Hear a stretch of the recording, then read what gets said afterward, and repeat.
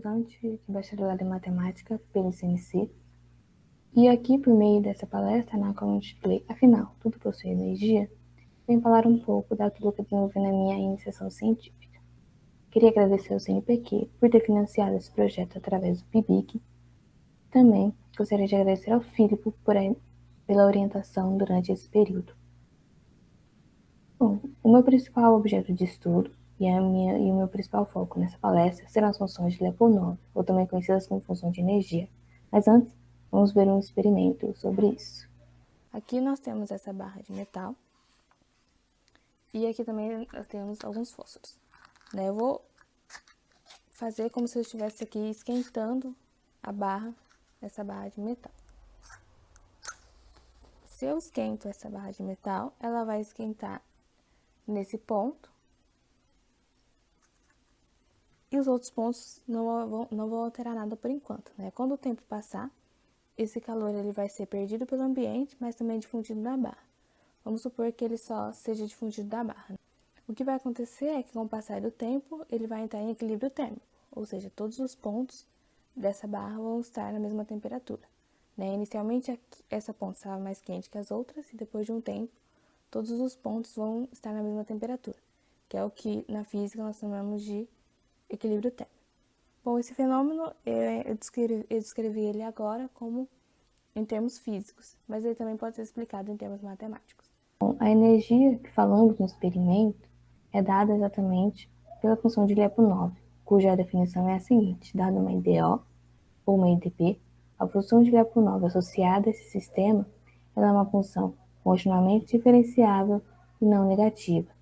É uma função definida no nosso espaço de fase, de maneira que, ao derivarmos essa energia em T e aplicarmos a ela a solução do nosso sistema, ela vai ser sempre menor ou igual que zero.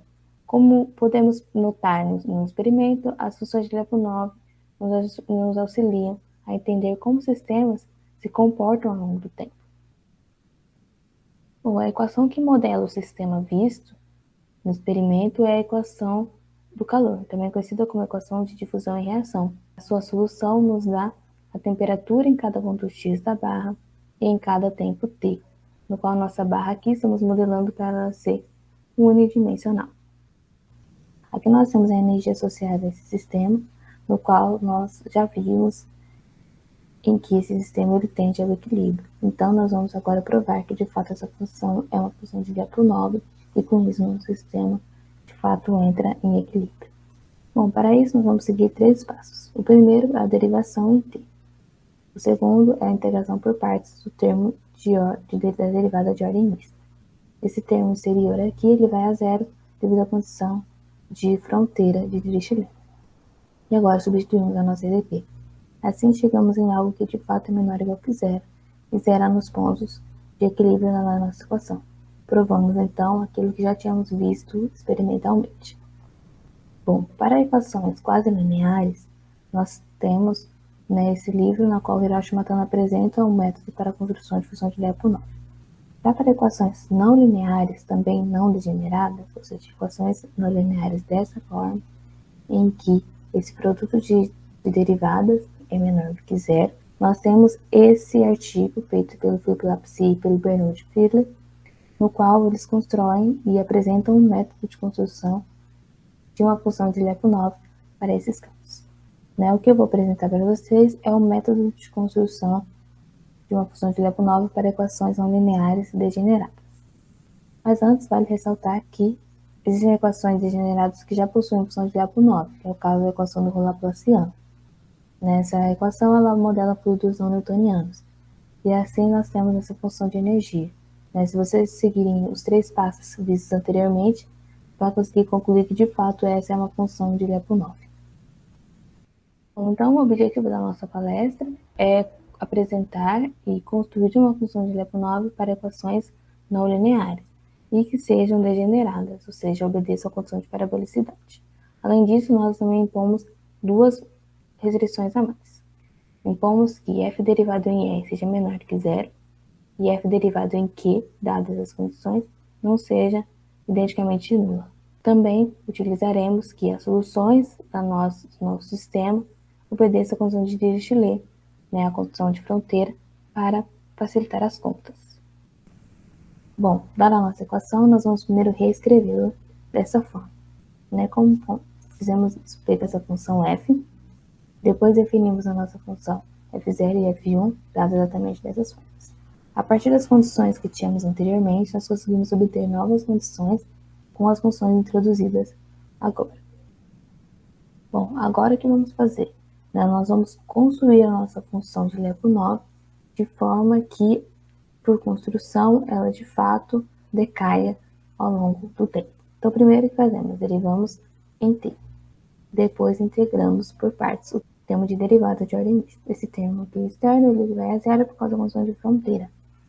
Antes de substituirmos a IDP, nós temos que adaptar o que foi feito por Hiroshi Matano e assim fazer supor uma função g de forma que LPP seja dado exatamente assim.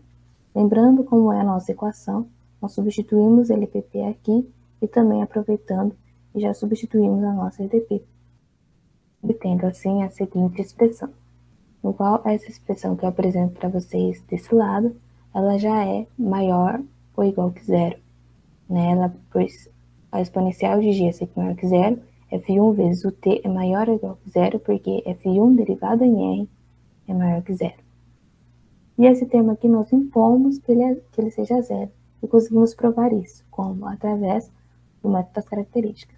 E também por esse método das características, nós conseguimos provar a existência dessa função g, porque o método das características aqui vai nos dar um sistema de EDPs no qual a nossa variável é a nossa função g.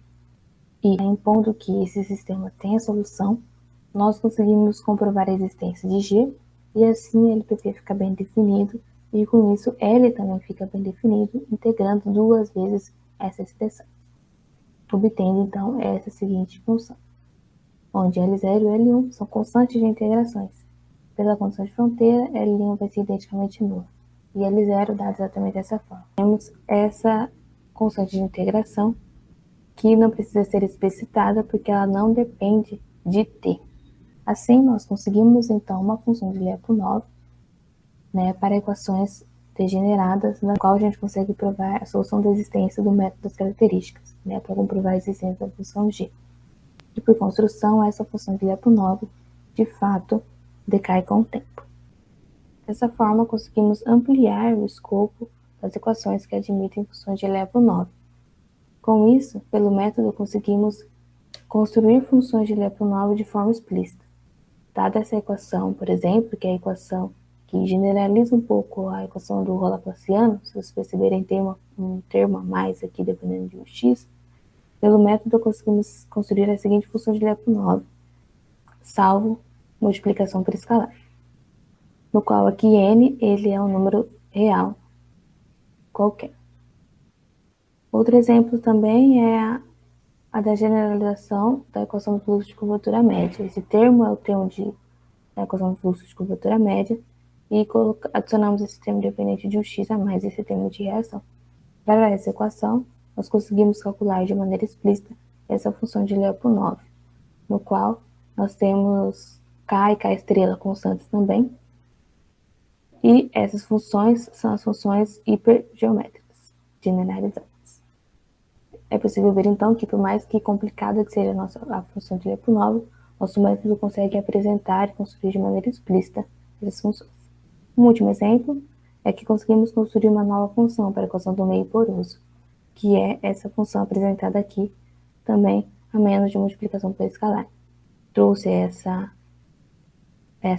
função e esse exemplo para corrigir o erro que foi feito no resumo, dizendo que nosso método não conseguia construir uma função de Lyapunov para a equação do meio poroso, que não é verdade, e aqui está a nossa função.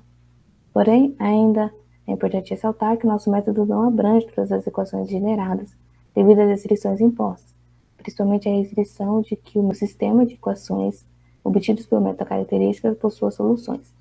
Por isso que nosso método é ainda um pouco limitado. Então, ainda nem tudo possui energia, porém conseguimos ampliar a quantidade de sistemas que admitem essa função de energia. Queria agradecer a oportunidade de estar apresentando o meu projeto e também agradecer a